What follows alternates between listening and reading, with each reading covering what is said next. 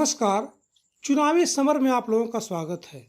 Corona की दूसरी लहर के दौरान मोदी सरकार की नाकामी को देखते हुए सुप्रीम कोर्ट ने अभी से ही तीसरी लहर की आहट को देखकर मोदी सरकार पर नकेल कसना शुरू कर दिया है। दरअसल आलोचकों के अनुसार मोदी सरकार ने हिंदुत्व के चक्कर में जनता के हितों को दरकिनार कर दिया है, जिसका परिणाम यह है कि कोरोना की दूसरी लहर के दौर में सरकार पूरी तरह से असहाय नजर आई, क्योंकि सरकार की तैयारियां अधूरी थी, जिसकी वजह से सुप्रीम कोर्ट ने तीसरी लहर की आशंका को देख सख्त रूप कायम किया है। आपको बता दें कि सुप्रीम कोर्ट ने केंद्र सरकार से यह जानना चाहा है कि अगर कोविड-19 की तीसरी लहर आ गई तो उससे निपटने के लिए उनके पास क्या क्या तैयारी है।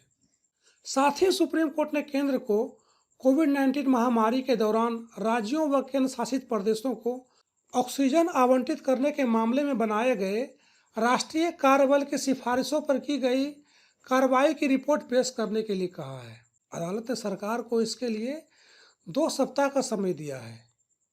न्यायाधीश डी.वाई. चंद्रचूड़ और एम.आर. शाह की पीठ ने कहा कि राष्ट्रीय टास्क फोर्स ने कई बैठकें की और अपनी रिपोर्ट केंद्र को सौंपी।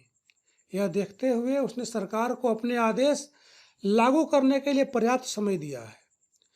पीठ ने कहा कि अब हम देखना चाहते हैं कि अगर कोविड की तीसरी लहर आती है तो हम कहां खड़े हैं।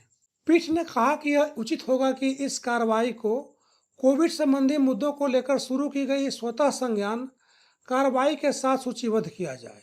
अदालत ने कहा कि टास्क फोर्स की रिपोर्ट और केंद्र की कार्रवाई रिपोर्ट न्याय मित्र सहित मामले के सभी वकीलों को उपलब्ध कराई जाए। दरअसल राष्ट्रीय टास्क फोर्स ने 22 जून को सिफारिश की थी कि पेट्रोलियम उत्पादों के भंडारण की तरह देश के पास 2-3 सप्ताह की खपत के लिए जीवन रक्षक गैसों का भी भंडार होना चाहिए।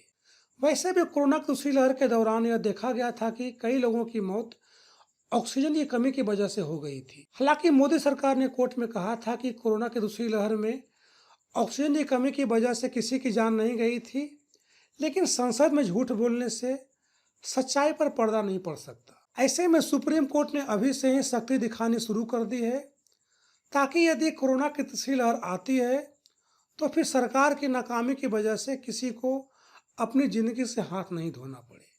धन्यवाद।